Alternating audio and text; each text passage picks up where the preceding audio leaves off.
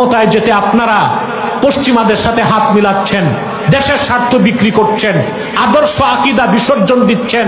হতে পারে আপনারা ক্ষমতায় যেতে হয়তোবা আনুষ্ঠানিকভাবে খ্রিস্টান হয়ে যাবেন কিংবা হিন্দু হয়ে যাবেন, তাতেও আপনাদের কোনো আপত্তি নাই। ক্ষমতার গদিটা দখল করা আপনাদের কাছে বড় হয়ে গেছে। আল্লাহর কসম, ধ্বংস হয়ে যাবেন। বাংলাদেশে আর রাজনীতির সুযোগ আপনাদের হবে না, কারণ আপনারা আল্লাহকেও ধোঁকা দিতে চান, আল্লাহর বান্দাদেরকেও ধোঁকা দিতে চান। কারণ তোমরা তো এখন ধরাকে সরা জ্ঞান করতেছো, কাউকে তোয়াক্কা করো না। 16 বছর যাদের আশ্রয়ে তোমরা চলতা, আজকে তাদেরকে তোমরা চ্যালেঞ্জ করতে আসো, তাদের সাথে বাড়াবাড়ি করো। তো তোমাদের মধ্যে তো ঐক্যের কোনো চিন্তা নাই। ক্ষমতায় যে গাড়িতে ফ্ল্যাগ উঠাবা কতক্ষণে এই ফোন দিতে পড়ে গেছো।